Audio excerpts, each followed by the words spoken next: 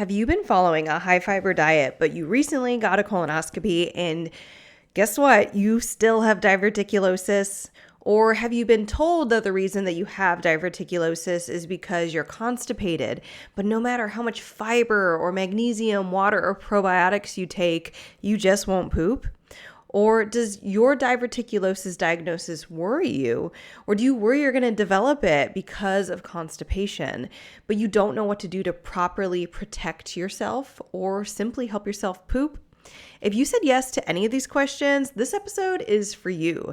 Today, I'm discussing a pattern I have been seeing in my constipated clients for 8 years, and it's one that impacts both the chronic constipation communities and those with diverticulosis. The best part? Research from the National Institute of Health backs up this exact observation that I've been seeing in my constipated clients and those with diverticulosis. And the findings are wild.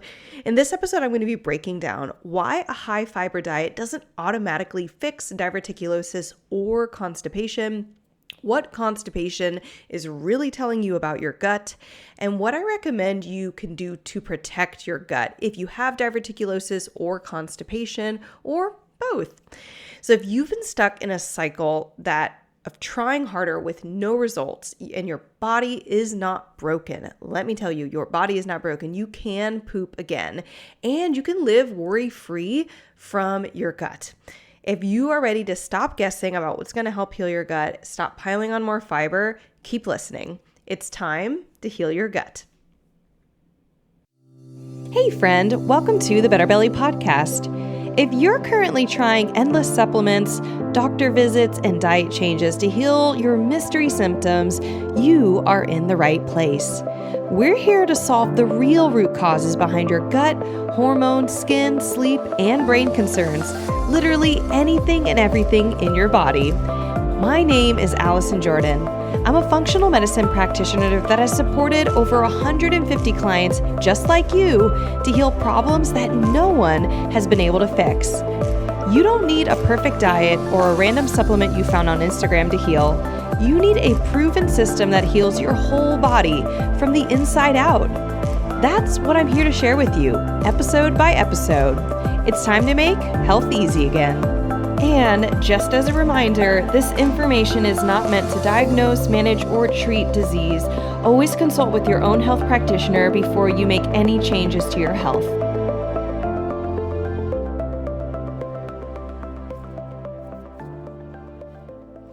Okay, guys, so I'm going to start off this episode with not research, and it's just going to be my observation as someone who's been working with chronically constipated clients for the past 8 years. I started back in 2018 after I had resolved my own 2-year bout of chronic constipation where literally the pelvic floor therapist said everything looked good and I should be pooping. The gastroenterologist from the University of Michigan Medicine said all my labs looked normal and they didn't know why I couldn't poop. I was put on a ton of elimination diets, the biggest one being the low FODMAP diet that I was on for 2 years. It resolved nothing. I had tons of pain, tons of gas and bloating.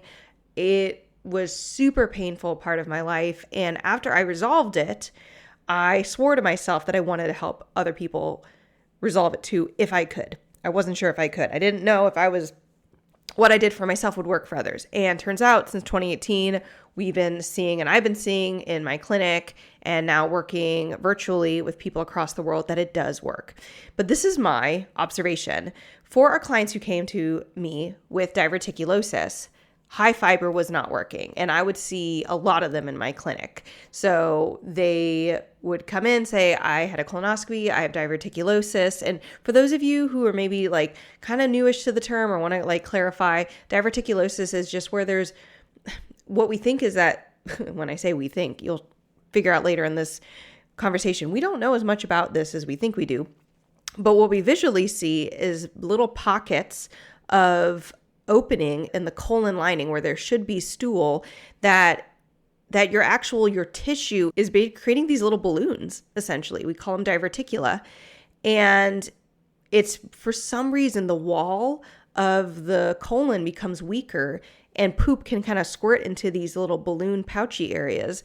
And it generally wouldn't be a bad thing, except it can develop into diverticulitis.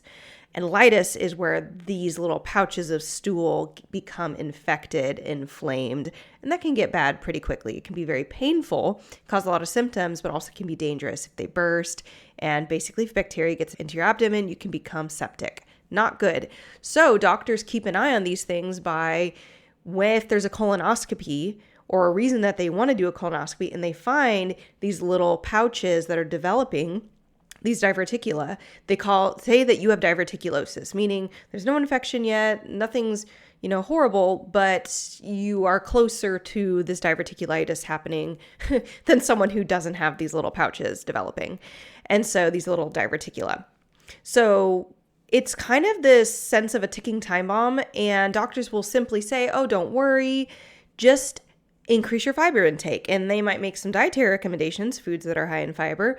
They also might just say, take a bunch of Metamucil or other types of things that have high fiber in them, maybe supplementally, and that'll fix everything.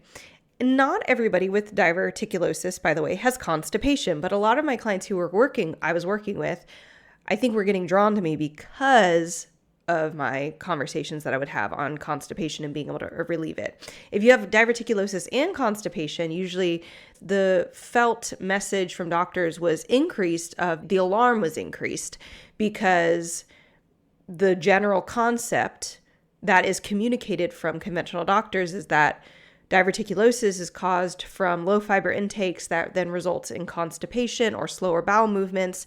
And so these slow bowel movements are increasing pressure on the colon lining, and it's this pressure that's basically causing weak points. Like if you have a balloon and you blow hard enough, the balloon puffs up. That's kind of the concept going on. And so it seems like it all makes sense. Like, okay, yeah, I guess if I'm not pooping and there's a lot of pressure and I don't like it, I don't like feeling constipated. I know I don't have diverticulosis, but when I was constipated, I felt like, yeah, any moment I could pop. The high fiber and pooping more concept made sense. So when I started having clients coming to me saying, I have diverticulosis, even though I take high fiber, I'm constipated, even though I'm eating high fiber, they were so confused. But the good news is that I had already gone through that journey, not of diverticulosis, but of constipation, and been like, oh, high fiber totally doesn't fix everything.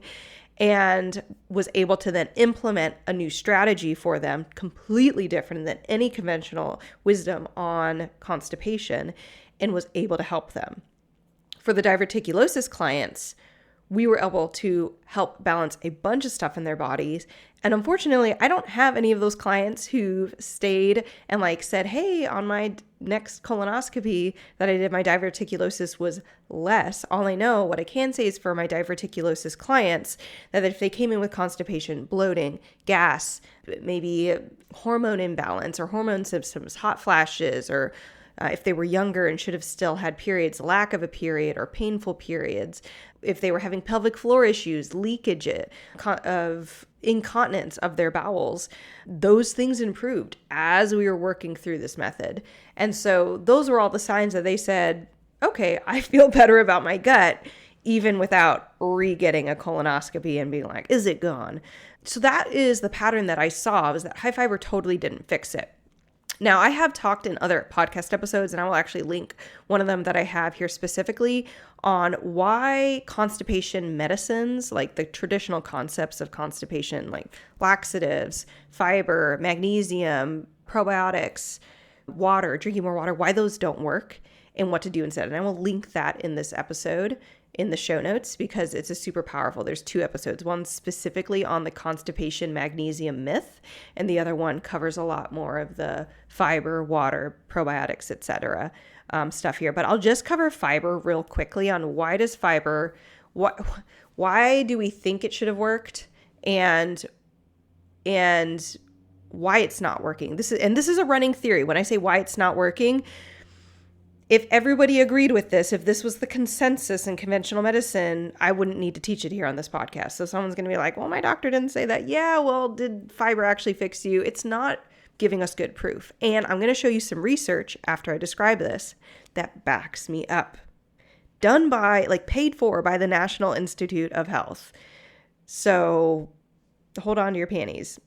It the title of it is A High Fiber Diet Does Not Protect Against Asymptomatic Diverticulosis, meaning diverticulosis that there's no other symptoms other than the diverticulosis itself. Not necessarily that the person doesn't have any other symptoms in their body, because they didn't measure for that. They're just saying, oh, the person doesn't have bowel discomfort, but they still might be constipated, or they still might, have gas and bloating. They just didn't complain of anything else. All right.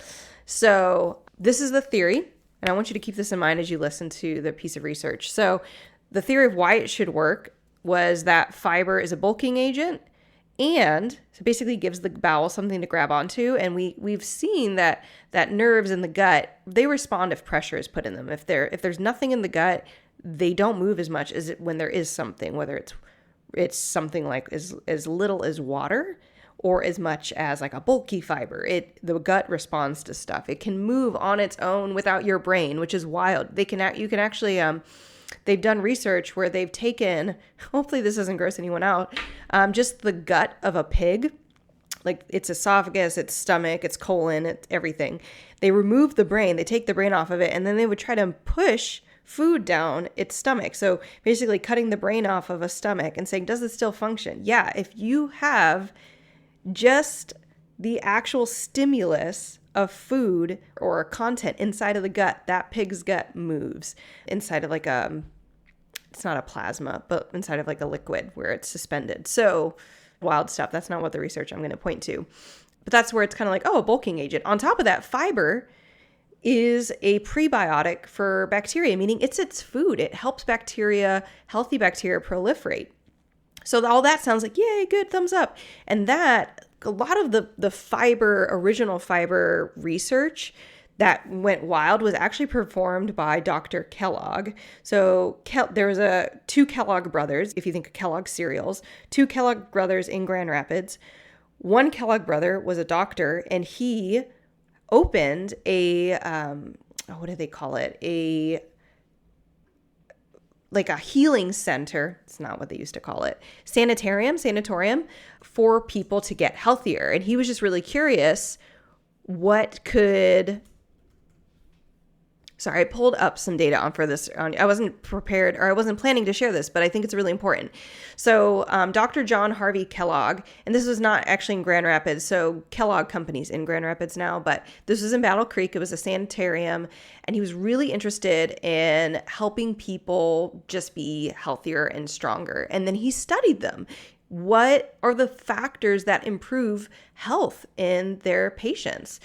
He had some famous patients come through: Henry Ford, Thomas Edison, Amelia Earhart, Sojourner Truth, William Howard Taft. People wanted to know, like, what could make them healthier. And he was trying out a strict, low-protein vegetarian diet to treat what he called auto-intoxication, which led him to the invention of flaked cereal, because he thought, this is high fiber, just eat it, and this gets your fiber intake that you need. It was his brother who's a little bit more of a businessman, and said, man, no one's going to eat these Kellogg flakes without any sugar on them. So he added sugar on it and made it more of a business move. And now we have this like kind of massive cereal company that massively benefits on the concept of fiber being helpful. And there was this observation in Dr. John Harvey Kellogg's sanitarium that, oh, maybe the fiber was helping. But we're not going to dig into that's just kind of the beginning. And that was in the 1870s, the very, very beginning. We've had more research since, some in the 1970s on researching, there's a couple of scientists who went to Africa and try to find out, what are the health rates and disease rates of certain gut issues, especially like diverticulosis, different type of colon illnesses, inflammatory bowel disease, IBDs. What's the rate of those illnesses in these African tribes and African communities? And they found it was very low. And they just were like, oh, it's because they have a high fiber diet. But they didn't look at every African community on Africa, and they didn't consider or put into their research, what about other factors? Are there other factors other than they happen to have a high fiber diet? So this high fiber concept has kind of recirculated, and it's not been tested. I'd say it's not been tested well, especially in recent decades when our concept on research is stronger. And so what happened, I'm going to actually switch to this research article that I found, and then we're going to talk about what I believe I'm seeing and why fiber is making people worse, not better, which this article doesn't dive into a ton. So it's called A High Fiber Diet. I'm actually going to share screen I know this is a podcast, but we're starting to record visuals with the hopes of getting all this onto YouTube and even visuals onto Spotify, etc. So for anybody watching a visual or access to it, you're going to see on the screen, a high fiber diet does not protect against asymptomatic diverticulosis. And if you want to see it yourself, I have a link in the show notes. Just click on it. You can go grab it. And this was a study of 2,104 participants between 30 to 80 years old. So a really nice age gap, because a lot of times we might say diverticulosis, we do see in the older age communities, but it happens for younger folks as well. And this was a cross-sectional study of anyone who got an outpatient colonoscopy from 1998 to 2010. So one of the things, and this research was done in 2013, I really wish they would redo it, because the rates of constipation, I don't know about diverticulosis, the rates of constipation have skyrocketed since the 2010s and now into the 2020s. I mean, it's just insane. And so I'm going to be doing a podcast episode literally next week on the constipation epidemic. I don't like to use that word lightly, because I know we've had other things that are real epidemics, like the pandemic of COVID. Pandemic and epidemics are different, but I only use the word because the data actually really shows a sharp increase. And we've been on processed synthetic diets since the 90s, easily. McDonald's has been full tilt existence since the 90s. So what makes 1998 to 2010? I'd be so curious if the diverticulosis would be worse or more frequent. But the patient cross-sectional study was looking at patients coming in from 1998 to 2010, and they basically just looked at all the data of all the people who didn't have diverticulosis, had diverticulosis but only like one diverticula versus two versus three or more diverticula, just meaning more severe. What could they look at from the data? Any patterns of fiber intake, fat, red meat, and physical activity. Those were the four things, but they really honed in on fiber and thought, could we look at these records and correlate? Oh yeah, definitely. All the people who had diverticulosis, they weren't eating great food. The food was super processed. It was low fiber. It was all this red meat. Could they see anything that really distinguished the two communities? And what they found is that actually the people with the worst diverticulosis ate the highest fiber diets. It's not even that that fiber didn't help. It's literally that it made worse. So please don't panic when you hear that, oh my gosh, I'm hurting myself with my high fiber diet. I wouldn't jump to that conclusion yet. I'll tell you why in a sec, because it has to do with understanding what fiber might actually be doing inside your gut, what I'm actually seeing fiber is doing when we're looking at specific lab tests that I run, that I'm assuming I think fiber is a component of this, and then what the better solution is, and it happens to do nothing, it has nothing to do with increasing or decreasing your fiber. I don't even, guys, you want to set the world ablaze, I don't even focus on fiber intake. I don't care how much or little someone's taking when they go through our constipation process or protocol, it doesn't matter. It literally doesn't matter. Which some of you are maybe wowed at, but it has to do with the true root causes of constipation. But let's jump back to the fiber. So it says risk, I'm just reading right here, risk increased for diverticulosis when calculated it's written odd here. Risk increased when calculated based on the intake of total fiber from grains, soluble fiber, and insoluble fiber. They looked at 4 different categories of fiber: total, fiber from grains, soluble, and insoluble. And maybe didn't even know that there was that many types of fiber to be considering. Soluble and insoluble is usually how they split it, but we can get it from a bunch of different sources, like a vegetable fiber versus a grain fiber like oatmeal or corn or wheat. They also found that constipation was not a risk factor. They actually, this was wild, compared to individuals with less than 7 bowel movements per week. So that means somehow they're skipping bowel movements at some point in the week. It's less than 7, so not 1 a day. It's 1 every other day, something like that. Compared to individuals with less than 7 bowel movements per week, individuals with greater than 15, so meaning 2 times a day or more, had a 70% greater risk for diverticulosis. So to say that again, patients with greater than 15 bowel movements per week were associated with a greater risk of diverticulosis. And that neither physical activity nor intake of fat or red meat was associated with diverticulosis. It wasn't more or less, unlike with bowel movements. They're saying more bowel movements, more diverticulosis, more fiber, more diverticulosis. They can't know why, because this isn't like a research where they were like taking a bunch of people with diverticulosis and then doing some type of control group where they give them fiber and whatever. They're not doing a control group. They're just looking at data. And so the main thing that they go to, and I think if you're going to look at it, I would scroll down to the bottom where they go into their discussion area. And that's where they're going to discuss, for example, something called Painter and Burkitt introduced the hypothesis that a low fiber diet was responsible for the development of diverticulosis in the late 1960s. They reasoned that a low fiber diet, it caused excessive colonic pressures, resulting in herniation of the mucosa through the muscle wall. Herniation meaning bulging. The hypothesis originated with the observation that diverticulosis was rare in native Africans who were presumed to consume a high fiber, less refined diet than Westerners. Painter and Burkitt, however, failed to account for both the longer life expectancy in developed countries and the true diversity of the African diet, which I think is a really great pointer that they made.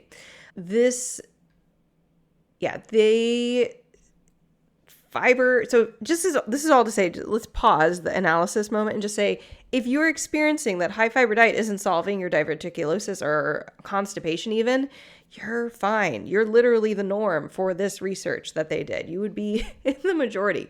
And maybe you're like, but I ate a low fiber diet, but I was constipated. I still have diverticulosis. The main thing that they get to at the bottom is they do not know why people are getting diverticulosis, and that it does need to be researched more. One of their theories is that maybe it's something to do with bacteria, because, for example, there's one really interesting component of diverticulosis that they're like, okay, well, if diverticulosis happens because of pressure on the wall of the colon, how do you get diverticulosis on the inside, on the inner curvature of the colon lining, where there should be less pressure from stool? So they're like, how do you get diverticulosis in an area that just doesn't have that much pressure going on to begin with? So one theory, they're like, maybe we should be looking into bacteria and to a bacterial component of diverticulosis creating this issue. I'm just pulling up, make sure there's something. I wanted to read this to you guys. So this is from their area where they talked about the mechanism for the formation of diverticula is unknown. And so people talking with super high confidence, even doctors who have a degree, that with this utmost confidence that fiber is going to fix it, is short-sighted. And I'll even say, me talking on this, I can't say I know what fixes it. I don't have a before and after of my diverticulosis clients. I can't say that I fix their diverticulosis. I can say that we see an improvement in constipation, and with an improvement in constipation, an improvement of many of their other symptoms, whether it's eczema, rashes, autoimmune conditions that go into remission. There's a lot of improvement elsewhere. And that, to me, that's a good sign that the body should hopefully be performing better, and at least you're more comfortable to be able to poop. So why might fiber not work well? This is how I describe it to my clients. And again, I don't have gobs of research to be like, this is what's happening, because doctors right now are so satisfied with this increase your fiber and you'll poop conversation. That's what I got in 2015 when I was going through my health crisis at the University of Michigan Medicine. It's what I found when I did my research on IBS, a 20-page paper, and was using proprietary information from the University of Michigan Medicine's medical library, because I got access from my law school friend who had access to it. And so the big thing is, what is working? And I really have broken this down in how I work with clients doing constipation, helping permanently reverse their constipation. But my theory on fiber, it's a theory, is that, so going back to fiber is still a prebiotic. That's not changed. It does feed bacteria. Well, what happens when your bacteria is overgrown? What if your healthy bacteria in your body is not normal levels, but there's too much of it? Then you add more prebiotic fiber. Well, what's your body going to do? It's going to munch on it, and it's actually going to slow down your motility. It's going to give you more bloating because bacteria, one of their byproducts is gas. Now, if you have normal levels of bacteria, it's going to be normal levels of gas. Nothing notable. Maybe every now and again you eat a high fiber meal like beans or something with, why am I blanking what it's called? Broccoli has an ingredient in it, and I'm just blanking what it is. The word for it that makes us have smellier farts, have more gas, right? That might happen occasionally, but it's not like your norm. It's not your everyday. It's not for anything you eat or just all the time you have tons of gas or you can't poop. So fiber could actually slow things down is what I'm seeing. There's it dumps into a body where there's already bacterial imbalance. The question you then need to be asking is, why is there bacterial imbalance? You can't just solve it with probiotics. Probiotics actually adds to bacterial imbalance. It does not resolve it. It adds more civilians to a war zone of bacterial imbalance. So you need to be asking, why do I have bacterial imbalance? The other issue with fiber is that if you have things like low digestive enzymes, and digestive enzymes, they fall into 3 categories: stomach acid, bile produced by the liver, and then released by the gallbladder. But even if you don't have a gallbladder, you still have bile. You should have bile, but it can get thick and sludgy whether or not you have a gallbladder. You want healthy amounts of bile, and then pancreatic enzymes. That's 3 things. What I'm seeing in my constipated clients, and also by extension, clients who have diverticulosis, whether or not they have constipation, is low digestive enzymes. And a digestive enzyme supplement doesn't fix it. You need to go and look at the root cause of why does someone get low stomach acid? And I have a whole podcast episode on it. I'll link it in the show notes. Why does someone get thickened bile? I have a whole podcast on the liver health. I'll link it in the show notes. Why does someone get low pancreatic enzymes? I don't have a whole podcast episode on that because usually pancreatic enzymes get lowered as especially stomach acid gets lowered. So definitely you want to be thinking about the root causes there. And then again, none of these have to do with fiber, but if you dump fiber into a body that has low stomach acid, low bile, or low pancreatic enzymes, or 2 of them or 3 of them, which I usually am seeing between 2 to 3 of them are off for our constipated clients and diverticulosis clients.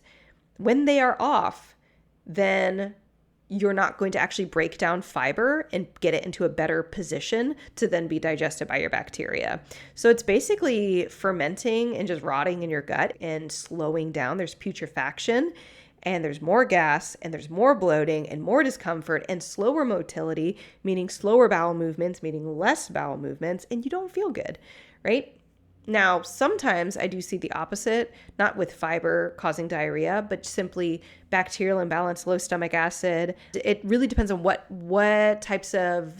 do you have bacterial imbalance? If you have bacterial imbalance because of C. diff, which is a pathogen that doesn't get checked for often enough with constipation, and definitely not enough for diarrhea. If you have chronic low-grade C. diff, which I'll put a link in the show notes for C. diff, then you are going to err on the side of diarrhea often. But I also have clients who have constipation who have C. diff. So there are things that we might not always know the exact nuances of what's pulling the lever.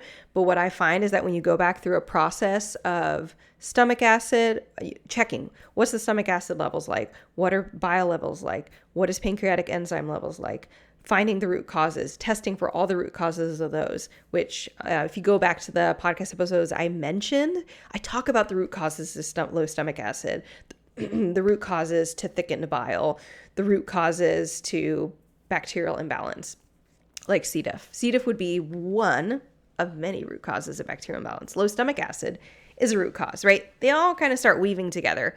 And I get that it kind of can be overwhelming. So I literally just last month put together a complete guide to permanently reversing constipation. It took me the whole month to put together. I'm so proud of it. You can go and grab it. If you're like, I don't want to go listen to these podcast episodes, just give me the answer now, or can I scroll through it? This is a free PDF you can go and grab. Just go to betterbellytherapies.com/guide. You can download it, get it right on your phone, on your computer. You can print it out if you're a printer person and highlight it, circle stuff. There's links, there's literal, like a free test you can do with ingredients from your pantry to get a view on like what's your stomach acid like. And this is going to give you a much more in-depth concept of why you have constipation and what to do about it. So again, highly recommend it. Go to betterbellytherapies.com/guide. So I hope this helped you guys to really understand, first off, to make you feel that you are not alone. If you are eating high fiber and you still have a diverticulosis or constipation, you're not alone. Like you are in the majority. You're in the majority, and it's just not being acknowledged. And I think part of that is probably that conventional doctors, even holistic, alternative, integrative doctors, chiropractors, they don't have a better answer because there's nothing that's institutionalized yet. So even if you're working with someone who works naturally, they might not recommend a laxative, but they still might be using the same methods of, well, let's do more fiber. Let's do a different form of magnesium. Let me tell you, that doesn't help. Go check out my podcast episode on the constipation magnesium myth. I'd break that whole thing down. But yeah, we have answered now the question as to why the high fiber diet doesn't work for diverticulosis. And it's really that low fiber is not the main mechanism for having diverticulosis. So high fiber doesn't solve it. And then similarly, high fiber is not a satisfactory solution to constipation. And it can make it worse. I've seen it make it worse so many times. That was the case for me. And for 650 plus of my clients I've worked with since 2018 for the last 6 years. So also kind of surprising, which I did not know this research was going to share, is that constipation, while not good in and of itself, less than 7 bowel movements per week, it actually correlated to less diverticulous. So if your doctor is trying to freak you out saying that you're constipated, so you're going to get, your diverticulosis is going to get worse, it might get worse, but it might not be because of the constipation. It might be because of something else that they don't know to look for, that we're still learning about. And again, I know someone wants me to be able to say, I know exactly how to get rid of your diverticulosis. I would be lying to you, and don't trust me if I said it. But I have seen clients start to poop daily, have massive reductions in gas and bloating, improving sleep, balancing hormones, clearing their skin, because gut is the center of health. So if you're having other issues and diverticulosis, they're probably all actually intermingled. And even if we don't understand it yet, we can still do a lot of proactive things to go find your root causes and then reverse them. And that's when you permanently reverse constipation and honestly probably give a good swing at your diverticulosis in terms of slowing down that process and improving the overall health of your body. If you would like any help to do this, I have a program or a way that you can actually just get access to the exact system that I've used myself and with all my 650 other clients to reverse constipation permanently. I call it the Better Belly Blueprint. Just go to betterbellytherapies.com/blueprint if you want that exact system. And if you just want to check out my guide first to just see what all the steps that I recommend and how you can start testing immediately with ingredients in your pantry and knowing all the steps you would need to take to permanently reverse constipation, go to betterbellytherapies.com/guide and download the guide. I hope this helps, guys, and I will see you next week.